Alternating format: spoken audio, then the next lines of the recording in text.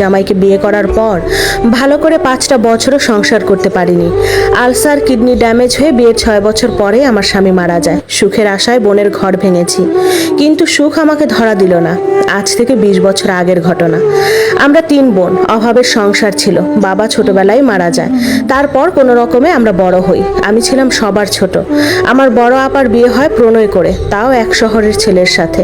খুব ভালো ঘরে বিয়ে হয়, কোনো কিছুর অভাব ছিল না। আপার বিয়ে হওয়ার পর থেকে আমাদের সব অভাব অনটন কেটে যায়। আপা আমাদের খুব সাহায্য করত।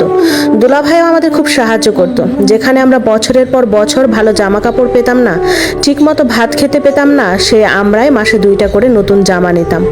বড় আপা বাসায় একা থাকতো, তো আমি আর মেজ বোন গিয়ে গিয়ে থাকতাম। মেজ বোন বেশি থাকতো না, আমি বেশি থাকতাম বড় আপার কাছে। আমার আপার বিয়ের 2 বছর পার হয়ে যাচ্ছিল, কিন্তু কোনো বাচ্চা হচ্ছিল না। এটা নিয়ে আমার আম্মা আর মেজ আপা চিন্তা করলেও আমি কখনো চিন্তা করতাম না। বড় আপার সুখের অভাব ছিল না। দুলাভাই আপাকে যা চাইতো তাই দিত। আমার বয়স তখন 17 বছর আর মেজ আপার 19 বছর। বড় আপা তখন নিজের গহনা বিক্রি করে মেজ আপার বিয়ে দেয় এক প্রবাসী ছেলের কাছে। তো মেজ আপার বাসায় আমি তেমন যেতাম না, বড় আপার কাছেই থাকতাম। বড় আপার সব কাজই আমি করতাম, কিন্তু তখন অবচেতন মন শুধু বড় আপার জায়গায় নিজেকে আবিষ্কার করতাম। মাঝে মাঝে ভাবতাম, ইস, দুলাভাই যদি আমার বর হতো তাহলে খুব ভালো হতো। দুলাভাইকে কেন যেন আমার খুব ভালো লাগতো। দুলাভাইকে আমার ভালোবাসা বোঝানোর জন্য ব্যাকুল হয়ে উঠি আমি। দুলাভাইকে ভালোবাসার আকুলতা দিন দিন বাড়তে থাকে। তাকে অনেক বেশি কেয়ার করা শুরু করলাম, আপুর চেয়ে অনেক বেশি। এমনকি সে বাথরুমে ঢুকলে তার গায়ে পিঠে সাবান মেখে দিতাম। অনেক সময় আপু দুলাভাই রোমান্স করলে আমি লুকিয়ে লুকিয়ে দেখতাম। মাঝে মাঝে ঘুমিয়ে গেলে দুলাভাই ওনাকে চুমু দিতাম। একদিন আপু বাচ্চা হওয়ার জন্য স্বপ্নের ওষুধ খেতে আমাদের গ্রামে যায়। সকালে যায়, বিকালে চলে আসবে। দুলাভাই সাধারণত একটু দেরি করে ঘুম থেকে উঠে 11টা কিংবা 12টার দিকে উঠে। তো দুলাভাই যখন ঘুমাচ্ছিল আমি গিয়ে দুলাভাইকে চুমু দেই, তো দুলাভাই আমাকে জড়িয়ে ধরে।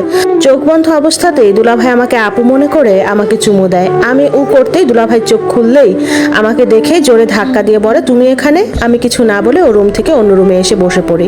কতক্ষণ দুলাভাই আমাকে নাস্তা দিতে বলে, তো আমি তাকে নাস্তা দিই। তখন সে আমাকে বলে, কাজটা কি ঠিক হয়েছে? আমি বললাম, ভাইয়া আমি আপনাকে ভালোবেসে ফেলেছি। দুলাভাই বলল, পাগল তুমি?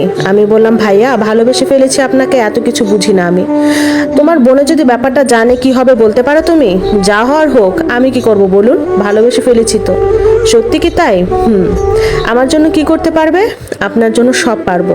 দুলাভাই বলল, তোমাকে কাছে পেতে চাই। আমি বললাম, হ্যাঁ, আমিও আপনার বাচ্চার মা হতে চাই। আপা তো এখন একটা বাচ্চাও দিতে পারলো না আপনাকে। দুলাভাই বলল, তাহলে তুমি দাও। যেদিন তুমি আমাকে একটা বাচ্চা দিতে পারবে, আমি যদি শুনি তুমি গর্ভবতী, তাহলে সাথে সাথে তোমাকে বিয়ে করব আমি। আমি তখন বললাম, আপনাকে পাওয়ার জন্য সব করতে পারি আমি। দুলাভাই তখন আমাকে কাছে টেনে নিল। এ বলে সে আমাকে জড়িয়ে ধরলো, আমার ঠোঁট জোড়া তার মধ্যে আবদ্ধ করলো, আমাকে নিয়ে গেল অতল গভীর সমুদ্রে।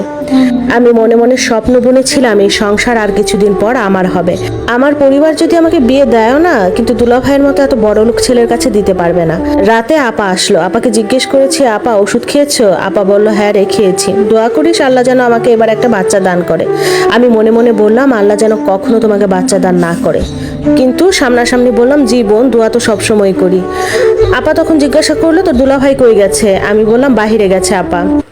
আপা বললো, খুব ক্লান্ত রে আমি আজকে, ভাত খেয়ে ঘুমাবো, কয়টা ভাত বেড়ে দে, তো দুলাভাই আসলে দরজা খুলে ভাত বেড়ে দিস। আমি বললাম, ঠিক আছে। আপাকে ভাত বেড়ে দিলাম। আপা ভাত খেয়ে ঘুমাতে গেল। রাত 10টার দিকে দুলাভাই আসলো। ভাইয়াকে বললাম ভাত দেই, তিনি বললেন হ্যাঁ দাও। আমি ভাত দিলাম। তিনি ভাত খাচ্ছেন আর আমি তার পাশে বসে আছি। তাকে বললাম, আমাকে কয়েক লোকমা খাইয়ে দিন। সে প্রথমে রাজি হলো না, কিন্তু তারপরেও দিল। আমি তাকে বললাম, আমাকে কিছু টাকা দিন, জামা কিনবো, জামা নেই। দুলাভাই বলল, তাহলে আজ রাতে দরজা খোলা রেখো। আমি বললাম আচ্ছা। তিনি আমাকে 2000 টাকা দিলেন। রাতে আমি দরজা খোলা রাখলাম। গভীর রাতে তিনি আমার রুমে আসলেন, কিন্তু আমার পিরিয়ড হয়ে যাওয়াতে তার সাথে আর কিছু হলো না। পিরিয়ড হলে সাধারণত প্যাডের কথা আপাকে বলি, আপা দুলাভাইকে দিয়ে আনায়। কিন্তু পরের দিন দুলাভাইকে বের হওয়ার সময় বললাম, আসার সময় আমার জন্য প্যাড নিয়ে আসেন। তিনি রাতে ঘরে ফেরার সময় 2 প্যাকেট প্যাড আনলেন। ইদানিং আপাকে দুলাভাইয়ের সাথে বেশি সময় কাটাতে দেই না। দুলাভাইয়ের পাশে গেলে আপাকে বিভিন্ন অজুহাতে বিজি রাখার চেষ্টা করি। দুলাভাইকে তো আপা না থাকলে নাম ধরে ডাকি, নিজে থেকে তাকে চুমু দেই। আসলে আমার হিতাহিত বোধটুকু পর্যন্ত চলে গিয়েছে। দুলাভাইকে বের হওয়ার সময় এটা ওটা আনতে বলি আর তিনি নিয়েও আসেন, এমনকি টাকা পয়সাও দেয়। পিরিয়ড শেষ হয় আর তার সাথে প্রায়ই আমার শারীরিক সম্পর্ক হয় আপার অগোচরে। তার সাথে আপার প্রায় সময় খুঁটিনাটি বিষয় নিয়ে ঝগড়া বাঁধিয়ে দিই, যা আপা বিন্দু মাত্র বুঝতে পারে না কাজটা আমি করি। দুলাভাই যখন রাতে চুপি চুপি আমার কাছে আসে তখন দুলাভাইকে বলি আপা তো সারাদিন কোনো কাজই করে না, সারাদিন শুয়ে থাকে আর আপনার পরিবারের নামে আমার কাছে বদনামি করে, যদিও এগুলো মিথ্যা কথা। প্রায় সময় দুলাভাইয়ের কান আপার নামে বিষিয়ে তুলি আর দুলাভাই ইদানিং আমাতে খুব বিভোর হয়ে গিয়েছে, কিন্তু আমাকে বিয়ে করছে না। আমি কনসিভ করার চেষ্টাও করছি। একবার দুলাভাইয়ের সাথে আপার ঝগড়া হলে আপা রাগ করে আমার এক খালার বাসায় চলে যায়, আমাকে যেতে বলে। আমি অসুস্থতার অজুহাত দিয়ে যাই না। তখন আমার আর দুলাভাইয়ের সময়টা খুব ভালো কেটেছে। আপার রুমেই থাকতাম আমি, আপার যত রকমের শাড়ি আছে সব পরতাম। মনে মনে চাইতাম আপা আর কোনোদিন না আসুক, কিন্তু বিধিমাম 5 দিন পর আপা আবার চলে আসে, আমার সুখটাও শেষ হয়ে যায়।